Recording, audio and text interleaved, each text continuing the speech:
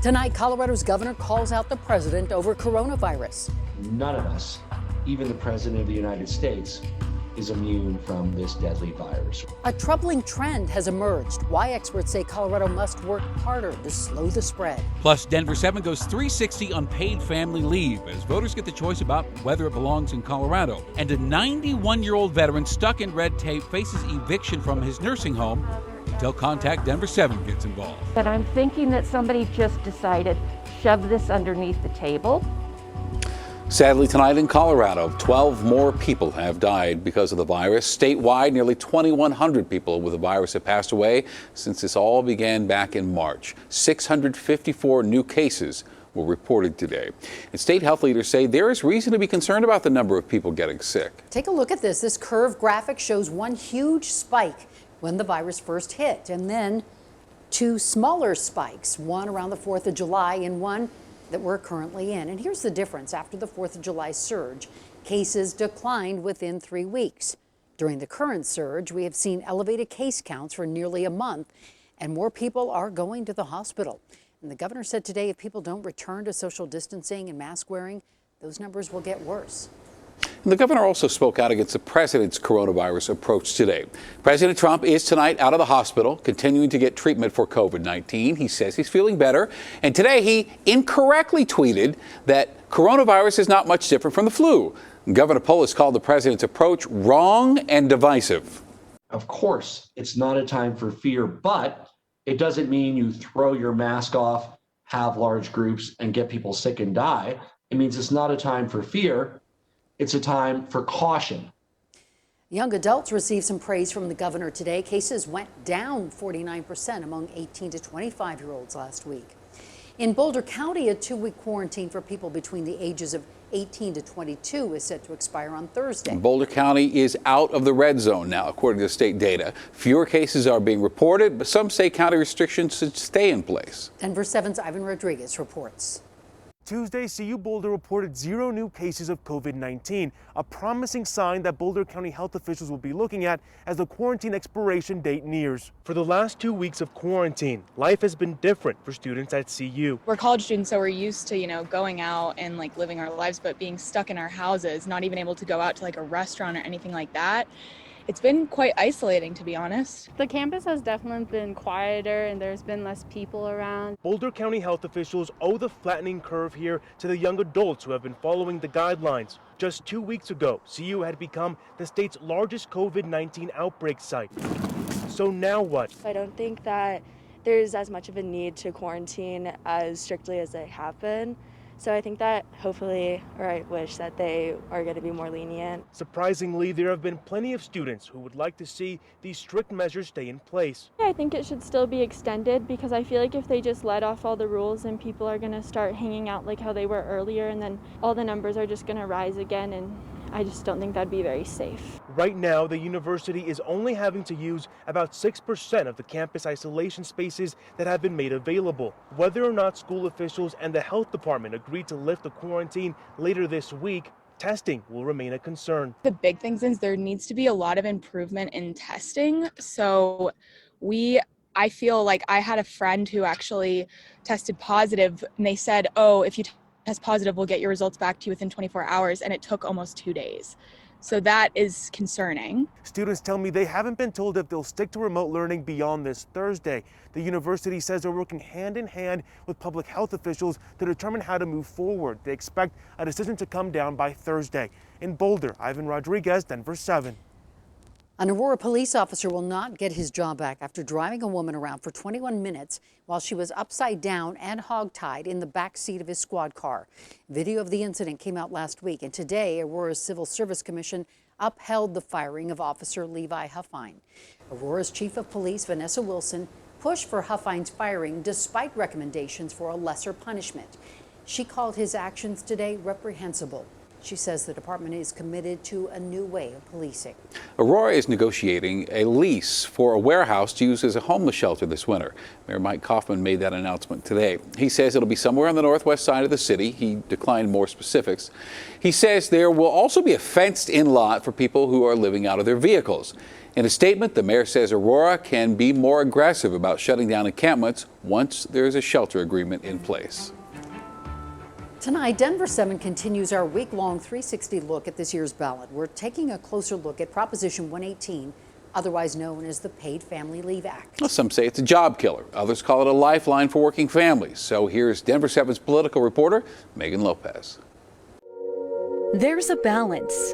I love my career and I strive in it. I love what I do. Between work, but I also love being a mom. And life.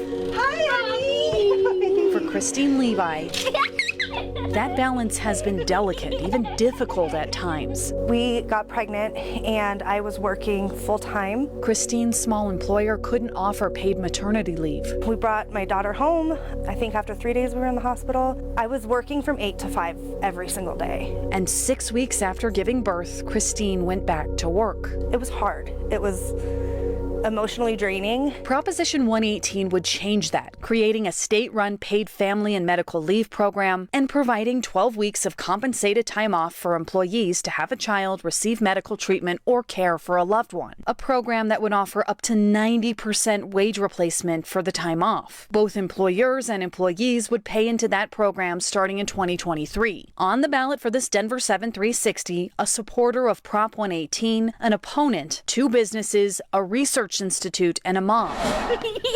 For Christine, no maternity leave meant I missed out on so much with my first daughter. For her second daughter, Christine's new employer gave her 16 weeks of paid leave. Silly girl. Which she says made all the difference. Have a good day. So Christine supports Prop 118 and says it will help keep women in the workplace. I think it's just important to give us as women, as society, those options that we can have a family, that we can work. Right now, 80% of Colorado employees don't have access to paid leave. Proponents of the paid family leave program say Christine's story is not unique. 1 in 4 women actually don't take off more than 2 weeks after giving birth. They believe this is the right idea at the right time. Everyone's going to need this type of program at some point in their lives. And while there is a cost, an average employee would be paying $3.83 a week into this program. This is the most costly proposal before people this fall at the state level. Others say this is a business-killing measure. Effectively, this is a 204% corporate tax increase. Dave DeVia represents a group of mechanical contractors. He recently wrote an op-ed opposing Prop 118. It's just bad for business, it's bad for Colorado, especially when businesses right now are struggling to keep their lights on. DeVia says most businesses try to work with their employees during tough times, and he doesn't think a one-size-fits-all approach is the right way to go. He's also worried about that 90% compensation rate, which makes this the highest cost, most rich benefit in the country as compared to the other states who have something like this in place. This is kind of the heart and soul of Merlin. At Merlin Instrument Company, we make accessories for scientific instruments, specifically gas chromatographs. The smallest details make the biggest difference. Here we're inspecting some of the rubber parts that we've received from a vendor. For a staff that itself, we have 3 employees here, is rather small. Check all the way around the seal. President Catherine Knarborg says it's hard to attract or keep top talent since larger companies can offer better benefits packages. So she supports the paid family leave program. It levels a playing field between small businesses who can't, on our own, we can't afford to offer comprehensive leave like this program would. And she believes better benefits can lead to more productive employees overall. You can really see the difference between someone who's distracted by something that's going on at home versus someone who's focused. While some companies are applauding the idea, we are a small general contractor that primarily focuses on municipal and federal work. Others are worried about its impact. So we currently have 45 full-time employees, and we really treat each other as family. Lauren Grosch from Sky Blue Builders says this proposal would skyrocket their costs. So we did analysis of it, and that would really mean about 3 jobs that we would have to actually perhaps terminate in order to cover this cost. And because they work for cities and counties, raising prices or cutting costs isn't really an option. Is really challenging. You know, we don't want to let go of any of our employees. All we're really asking for is something that's not as fixed and permanent, and something that allows us to be really agile. It's really important for the voters to understand the economic impacts of Proposition 118. That's where Kristen Strom from the Common Sense Institute comes in. For the average Coloradan who makes between $50,000 and $60,000 a year, that would be an annual cost of $200 to $300 a year. They even set up an online tool for people to find out how much they'll pay. But what her team also found, our modeling, our research showed that there's a crucial tipping point. When you reach a claims rate the first year at 6.2% for an average of 9.5 weeks, it's insolvent or bankrupt. So if too many people use the program for too long, too quickly, it'll run out of money in the first year. Other studies disagree with that analysis, and supporters of Prop EE say several states are already making it work, and Colorado can too. There is a balance between work and life. On November 3rd, it will be up to voters to weigh the benefits and the downfalls of Prop 118 and what it will mean for employees and employers in the state. Megan Lopez, Denver 7. And paid family leave is something our state lawmakers have tried to pass numerous times, and there has never been enough support. And now, of course, voters have the final say. So what do you think about the idea? Please email us your thoughts, 360@thedenverchannel.com. Some record highs in the 7-day, but also cooler weather and a chance of rain and snow. Plus, how the Broncos plan to outsmart the Patriots this Sunday with or without Cam Newton. And Contact Denver7 gets results for a man who fought for our country and then spent a year fighting over his medical care. We used up all his financial assets to take care of him and Mom, so there's nothing.